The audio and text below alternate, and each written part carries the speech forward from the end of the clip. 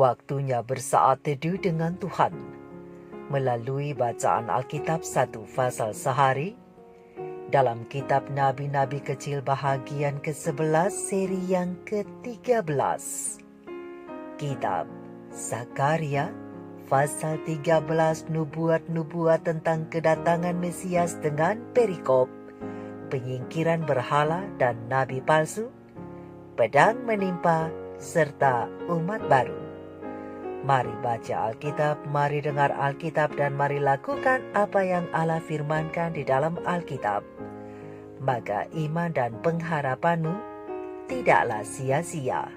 Tuhan Yesus Allah Putra, Alfa dan Omega memberkati, dan Allah Roh Kudus akan menuntun untuk memahami. Salam kasih dan doa dari Rumah Produksi Endang, Silitonga Tanjung, Bible Audio Ministry. Mari memulainya dengan doa dalam hati.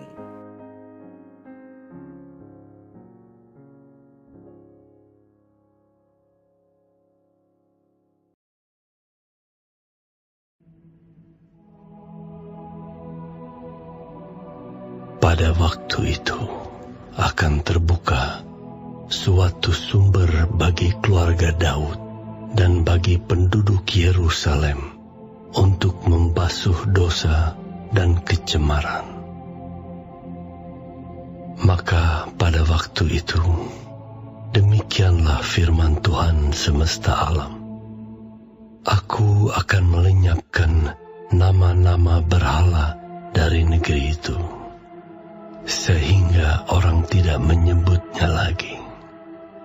Juga para nabi dan roh najis akan kusingkirkan dari negeri itu. Dan apabila seseorang masih tampil sebagai nabi, maka ayahnya dan ibunya yang telah memperanakan dia akan berkata kepadanya, "Janganlah engkau hidup lagi, sebab yang kau katakan demi nama Tuhan itu adalah dusta." Lalu ayahnya dan ibunya yang telah memperanakan dia akan menikam dia pada waktu ia bernubuat. Pada waktu itu para nabi masing-masing akan mendapat malu oleh karena penglihatannya sebagai nabi. Dan tidak ada lagi dari mereka yang mengenakan jubah berbulu untuk berbohong. Tetapi masing-masing akan berkata, "Aku ini bukan seorang nabi, melainkan seorang pengusaha tanah, sebab tanah adalah harta kepunyaanku sejak kecil." Dan apabila ada orang bertanya kepadanya, "Bekas luka apakah yang ada pada badanmu ini?" Lalu ia akan menjawab, "Itulah luka yang kudapat di rumah sahabat-sahabatku." Hai pedang, bangkitlah terhadap gembalaku, terhadap orang yang paling karib kepadaku. Demikianlah firman Tuhan semesta alam. Bunuhlah gembala, sehingga domba-domba tercerai-berai. Aku akan mengenakan tanganku terhadap yang lemah.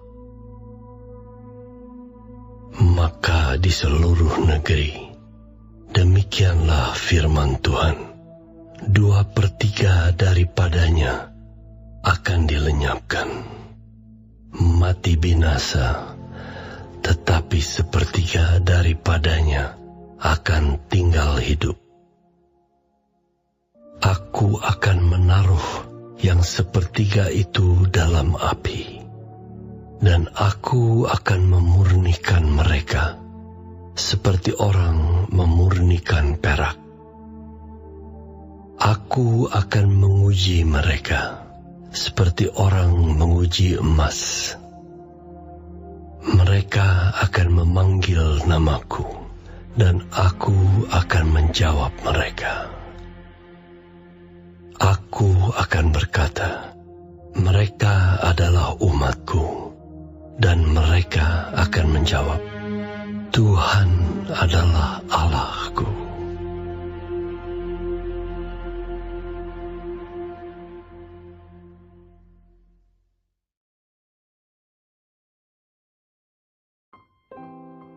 Kita telah menyelesaikan bacaan Alkitab 1 pasal sehari dalam kitab Zakaria, pasal yang ke-13. Sedikit perenungan melalui pasal ini tentang bekas luka, dengan ayat panduan perenungan terang besar Alkitab Zakaria 13 ayat 6, dengan bunyi nas. Dan ada orang yang bertanya kepadanya, bekas luka apa yang ada pada badanmu ini? Lalu ia akan menjawab, itulah luka yang kudapat di rumah sahabat-sahabatku. Sahabat-sahabat firman, sahabat-sahabat surgawi yang dikasihi oleh Tuhan di mana saja Anda berada. Berbicara tentang bekas luka. Bekas luka adalah pertumbuhan jaringan yang membekas pada kulit yang telah sembuh setelah seseorang mengalami cedera. Demikianlah pasal yang ke-13 kitab Zakaria akan melukiskan atau menggambarkan hal ini. Pasal 13 kitab Zakaria merupakan kelanjutan tanpa batas dari pemikiran terakhir di pasal yang ke-12. Dan kita telah mengakhiri pasal itu kemarin dengan panggilan yang paling sungguh-sungguh yakni pertobatan.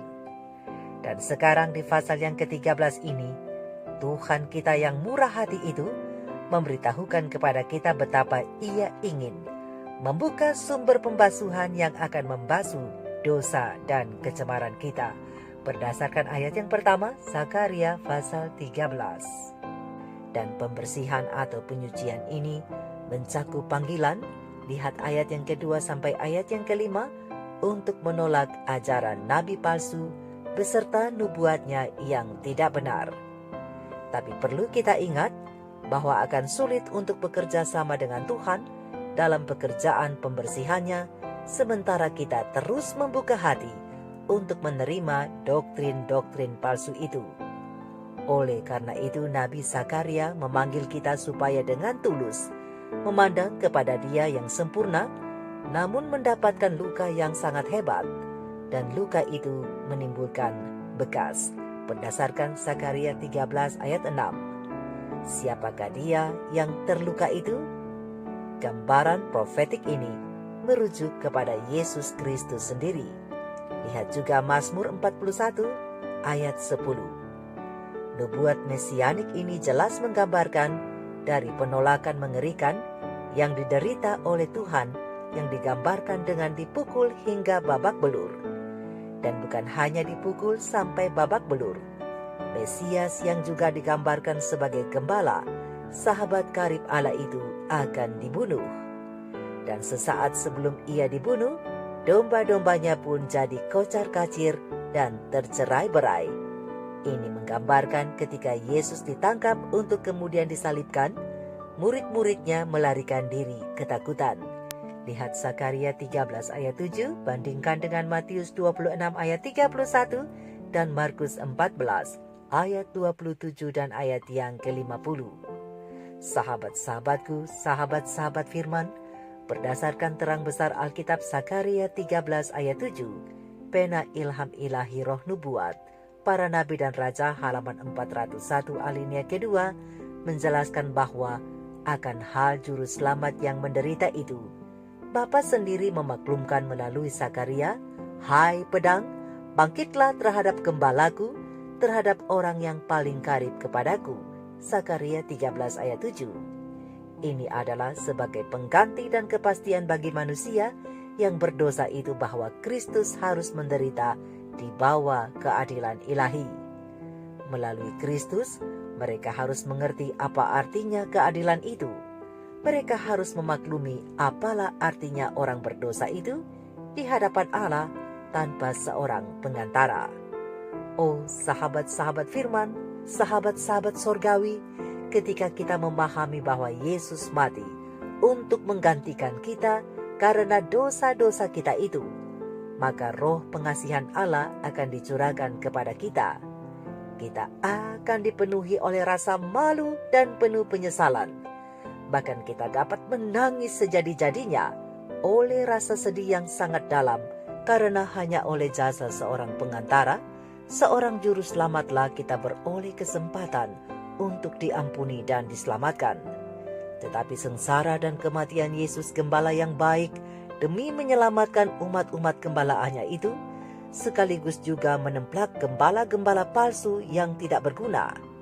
Dan di dalam pengadilan Tuhan nanti, Allah akan menentang gembala-gembala yang demikian, masih berdasarkan Zakaria 13 ayat 7. Oleh karena itulah, melalui nabinya Allah menegur gembala umatnya yang tidak setia itu dan tidak bertanggung jawab, dan Allah mengatakan bahwa Ia akan datang mencari dan menyelamatkan yang hilang, berdasarkan Lukas 19 ayat 10. Sahabat-sahabatku, kedatangan Mesias adalah kedatangan yang membawa kepada masa depan yang mulia. Dan bagian penutup buku nubuatan Zakaria menggambarkan Yerusalem dalam kemuliaan, keagungan, dan dipenuhi oleh orang-orang yang diselamatkan dari segala bangsa.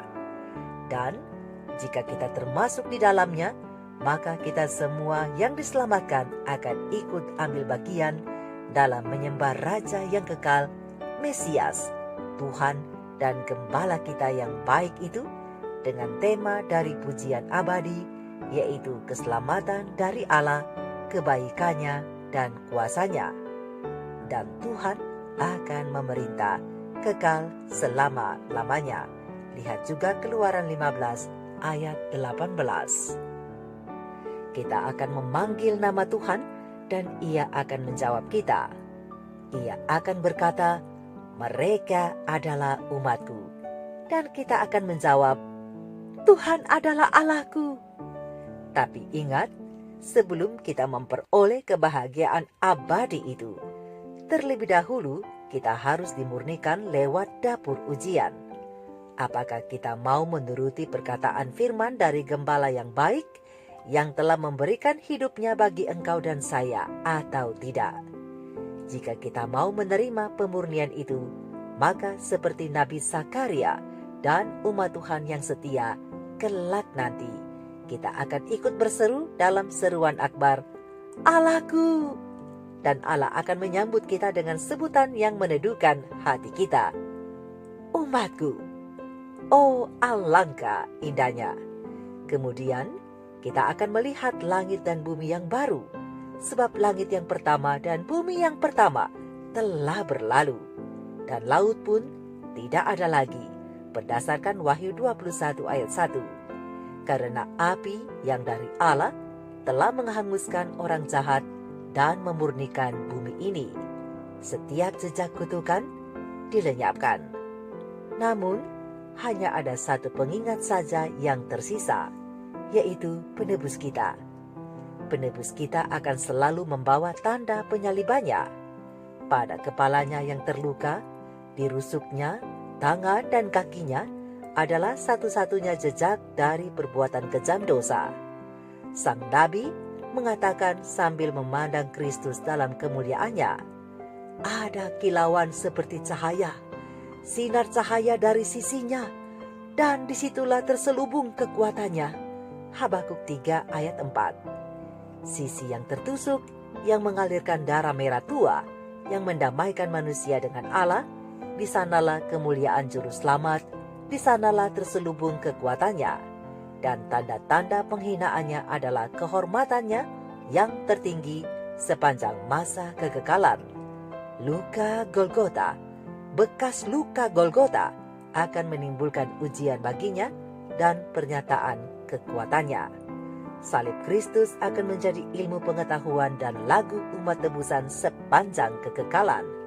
Di dalam Kristuslah yang dimuliakan itu, mereka memandang Dia yang disalibkan.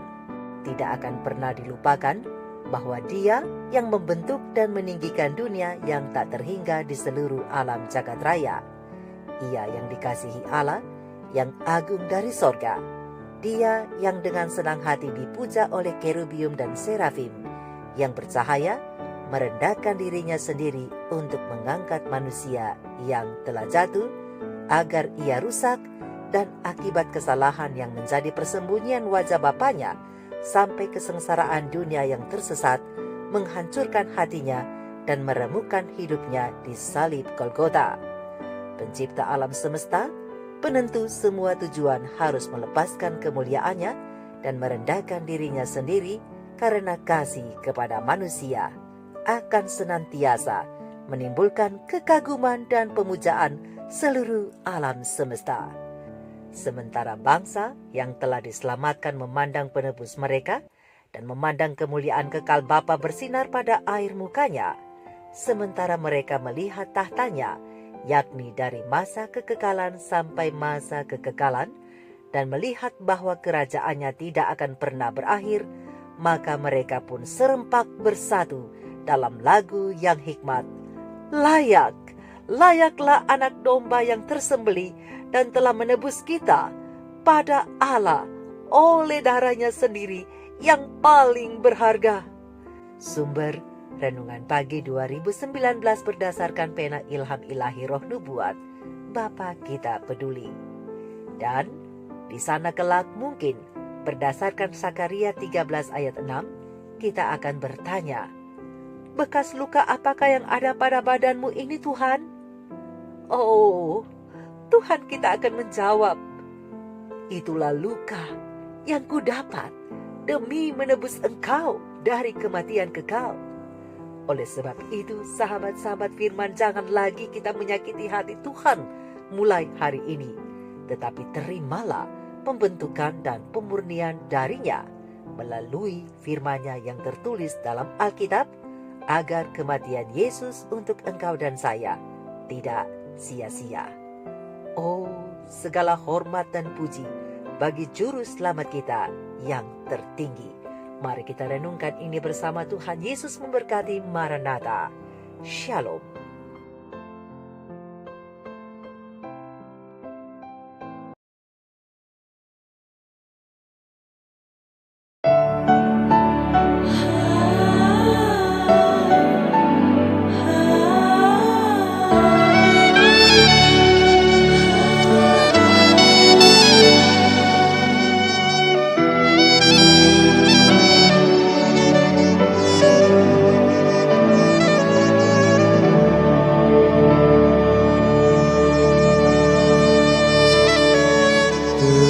Tercurah darah Tuhanku di bukit Golgota,